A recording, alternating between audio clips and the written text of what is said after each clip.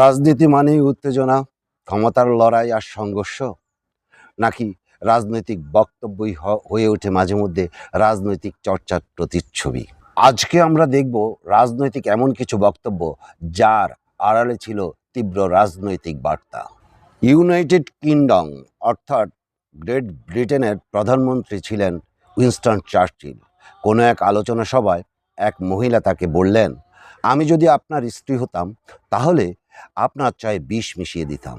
Winston Churchill প্রত্যুত্তরে বলেছিলেন, তুমি যদি আমার স্ত্রী হতে চায়ে বিষ মিশিয়ে দিতে তাহলে আমি সেই চা পান করতাম। দেখেন প্রত্যুত্তর ছিল কত সহনশীল। অন্যদিকে সাকা চৌধুরী ছিলেন বিদ্রুপাত্মক বক্তব্য দেওয়ার ক্ষেত্রে বিখ্যাত। ওনার উক্তিগুলি ছিল প্রচণ্ড ভাইরাল। স্বয়ং খালেদা জিয়ার সরকারের আমলে উনি সংসদে দাঁড়িয়ে বলেছিলেন যে আগে শুনেছিলাম কুকুরের লেজ লড়ায়, এখন লেজে কুকুর লড়ায়। দুর্দান্ত প্রতাপশালী শেখ হাসিনা সরকারের আমলে শেখ হাসিনা যখন সাকা চৌধুরীকে বললেন সোনা কার বাড়ি, তখন সাকা চৌধুরী বলেছিলেন যে আপনার চারপাশে এত সোনা, তাহলে আমার সোনা নিয়ে আপনার এত টানাটানি কেন? এখানে সরকারের কাঠামো বদলে গেলে সরকার কিভাবে নিয়ন্ত্রিত হয় সেটাই বড় প্রশ্ন। সাবেক প্রেসিডেন্ট এরশাদ বলেছিলেন, আমি যদি রাজনীতিতে না থাকতাম তাহলে রাজনীতি এত জমজমাট হতো না। এই উক্তির মধ্যে যেমন আত্মবিশ্বাস তেমনি করে আছে আত্মবিদ্রুপ। প্রসঙ্গক্রমে বলি, এক ভিক্ষুক বাড়িতে ভিক্ষা করতে আসলে কুকুর যখন তাকে আক্রমণ করে তখন ভিক্ষুক ওই বাড়ির মালিককে বলেছিল, ভাই ভিক্ষা লাগবে না, কুকুর সামলাও। শেখ হাসিনার একটি বক্তব্য প্রণিধানযোগ্য।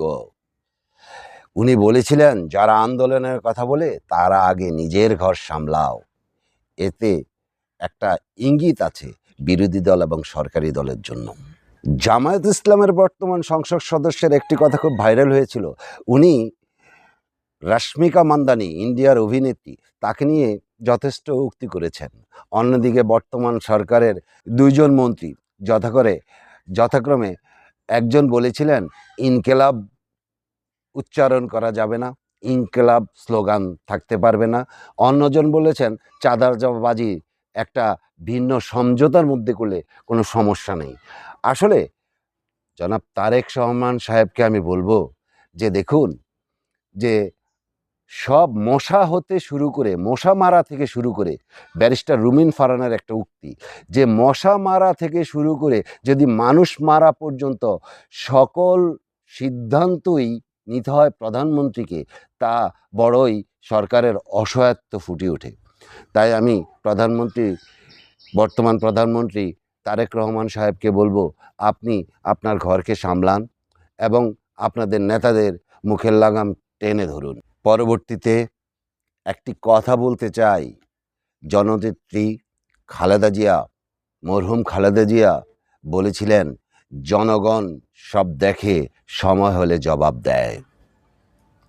অতএব আমাদের প্রত্যাশা থাকবে বর্তমান সরকার জনগণের কথা ভেবে চাঁদাবাজি, দুর্নীতি, লুটপাট, সন্ত্রাস ইত্যাদি প্রতিরোধ করবে। আমাদের সহযোগিতার বেশি প্রয়োজন নেই, আমাদের দরকার শান্তি, স্থিতিশীলতা। যদি আমার আলোচনা ভালো লাগে তাহলে সাবস্ক্রাইব করুন। আল্লাহ হাফেজ।